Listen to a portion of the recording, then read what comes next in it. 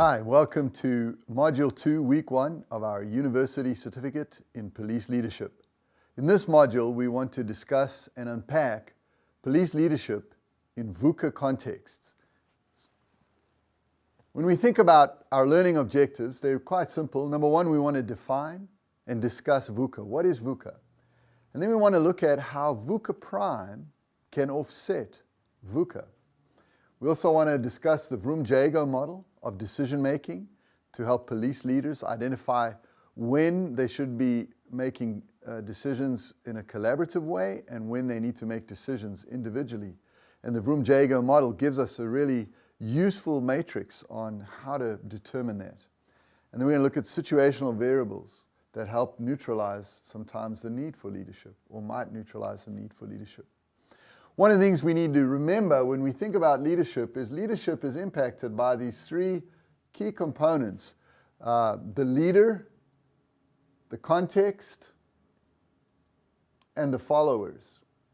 And that's why this idea of leadership in a VUCA context becomes so germane, because our context really does impact our leadership capacity. And we need to, again, be aware that we're moving into Industry 4.0. As the German government issued a memo in 2013 stating that we are now in Industry 4.0, or the fourth industrial revolution, which is the coalescence of the physical, the digital, and the biological. We see this in genome mapping, we see this in the Internet of Things, we see it in 3D printing, we see it in many facets that come together and of course have an impact then contextually on how it is that we lead in this fourth industrial revolution. One of the things that the World Economic Forum has highlighted when we think about this fourth industrial revolution and leadership within it, as we think about leader, context, and follower, is the change in skill set that is needed or has occurred between 2015 and 2020. So you'll notice that complex problem solving has remained the number one skill for leaders and for people within the 2015 and 2020 context. However, critical thinking, which used to be at number 4, has moved to become number 2 as a key skill set within the fourth industrial revolution context. And that's because leaders have to have the capacity to effectively, systematically and logically make decisions with all of the data that they're receiving and that is coming at them. And that's why we talk about leadership decision-making rather than just leader decision-making. Creativity as well is a key skill set, and of course creativity and critical thinking are actually closely tied to one another. So we again see that our context impacts our leadership. As you know, VUCA was a term coined by the American military in the mid-1990s, and it stands for volatile, uncertain, complex, and ambiguous. In this fourth industrial revolution, we are living in a time of great volatility, great uncertainty, great complexity, and great ambiguity. And what we are aware of is that VUCA, volatility, uncertainty, complexity, and ambiguity, can be offset by VUCA prime, vision, a clear understanding or picture of a desired future state, so that as the volatility impacts us and our organization, we're very clear about what it is that we're trying to do and where it is that we're heading. Understanding is the ability to stop, look, and listen to the factors at play. That's where big data can be helpful, but also input from those whom we are leading and other professionals in the field can help us in terms of understanding. Clarity, evidence-based decision-making, and the ability to really articulate clearly our outputs. Clarity trumps complexity every time, even if you're clearly wrong, so be clearly right. And then agility, and this is what we want to focus on for the rest of this session, a collaborative approach to rapid change. The ability to draw in the expertise and strength of others in decision-making enables us to become agile in VUCA contexts.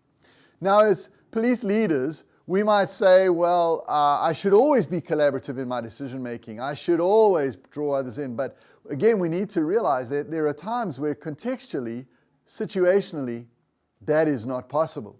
And I really appreciate Keith Grint's taxonomy of problems. because he shows us that we can move through from a critical problem in which we must then have command and control. Our role as leaders is to provide answers. And when I talk about police leaders, I use the example of a bank robbery. When we roll up to a bank robbery, a sergeant doesn't call in the other officers and say, bank robbery is in progress, what do you think we should do here? No, he deploys. You're there, you're here, you're over here. This is how we're going to do it according to standard operating procedure. My role here is to command and to give answers. It's not a time for collaboration. It's a time of urgency and a time for clear, decisive, top-down leadership. However, there are times where we might face tame problems. That might be budget shortfalls, or that might be areas where we need to boost the morale of officers, or perhaps there are reports that are not being written properly, or so on and so forth. And here, then, the role of leadership is to organize processes that address and mitigate those problems. And so you can see, as we move along, that here the role of the leader is much more coercion, physical. This is what I want you to do. Here it's much more calculative and rational, taking time to look at the evidence, to make good decisions, and perhaps to collaborate in that decision-making process with others. But as we face wicked problems, and wicked problems are those problems that have no clear solution, leadership's role then is to ask questions, to get the right people into the room to collaborate with, to come up with answers. And so here we're much more normative and emotional. And you can see that as we move across this matrix, there is an increasing requirement for collaborative compliance.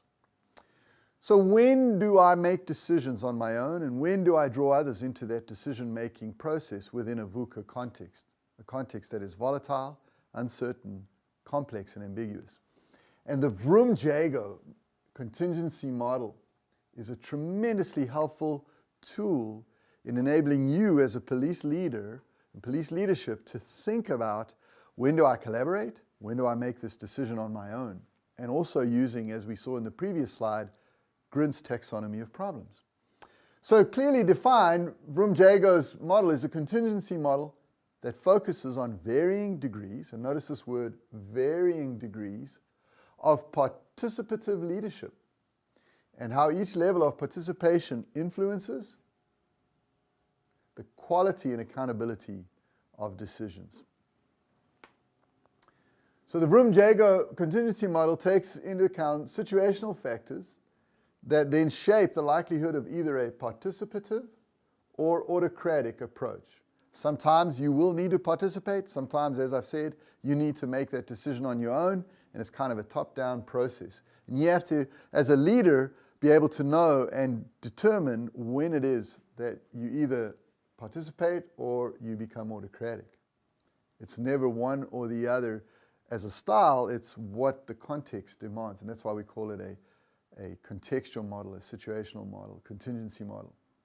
All right, so the Vroom-Jago model then looks at these 5 leadership styles here, where you as a leader autocratically decide, or whether you consult individually with those in your team, speaking to each one, gathering data, but you ultimately making the decision after consulting, or whether you consult with them as a group. Do I draw them all together in the room, talk to them about the problem, and let them as a group work together with me on this? Do I facilitate the group actually making the decision? So now I'm not just getting their opinion, I'm actually designing a process in which I act as the facilitator and they then come to concurrence on the decision. Or do I delegate? Do I simply say they have the expertise, they have the capacity, it will strengthen them in terms of their leadership ability and their knowledge base to take this on, and so I let them make the decision within prescribed limits. And so you kind of work through that matrix. And here are the diagnostic questions then that help you determine that. Number 1, what is the significance of this decision to the project and the organization? If it's very significant, should I make the decision or should I have them? What's the importance of their commitment? If I want them committed, I need to draw them in, or will they still be committed if I make the decision because they trust me as a leader?